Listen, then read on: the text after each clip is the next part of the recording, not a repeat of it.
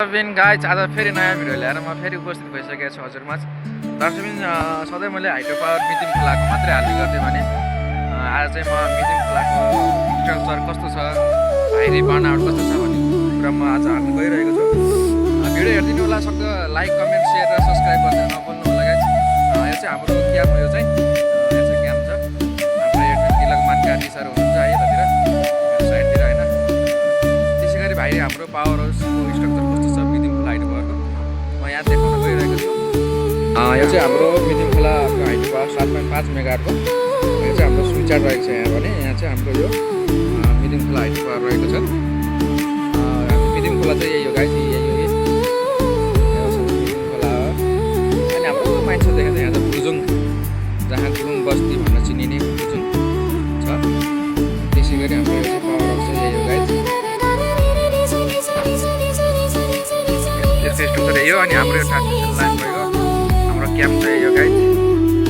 हामी चाहिँ power house जाने जाने बाटो चाहिँ यही हो, यही जान्छौँ।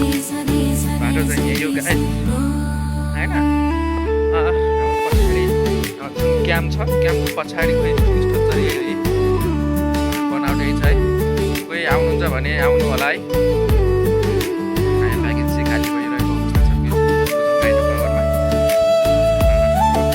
भाइरी बनाउट छ ठ्याक्कै यही छ गाइस। यति भाइरी बनाउट के छ हाम्रो एडमिन सर यार। रमाइलो छ हाइड्रो पावर। सबै साथीहरू राम्रै हुनुहुन्छ। बाटो चाहिँ यही हो गाइस। थोरै तलतिर गएपछि हाम्रो यो सिडी रहेको छ। सिडीबाट तल देखेको यो चाहिँ हाम्रो पावर हाउस हो। सिडी हुँदै तल गएपछि फेरि हाम्रो यो भर्याङ रहन्छ। यो चाहिँ हाम्रो भर्याङ हो। तल यहाँ पावर हाउस छ है। चाहिँ हाम्रो पावर हाउस हो। पावर हाउस है यो चाहिँ हाम्रो वेयर हाउस हो, जहाँ सामान राख्ने गर्ने गरिन्छ हाम्रो यो चाहिँ। एकदम माथि हाम्रो यो चाहिँ वेयर हाउस हो। पावर हाउस चाहिँ यो गाइस है। पावर हाउसको बनावट चाहिँ यही नै छ है। भिडियो कस्तो लाग्यो जस्तो लाग्यो त्यस्तै कमेन्ट प्रतिक्रिया दिनु होला गाइस। पक्कै पनि भिडियो राम्रो छ होला होइन। मिहिनेत गरेपछि मिहिनेत अनुसारको फल जसलाई पाउँछ। सक्दो सकेसम्म लाइक कमेन्ट र सब्सक्राइब गरिदिनु ल। कहाँबाट हेर्दै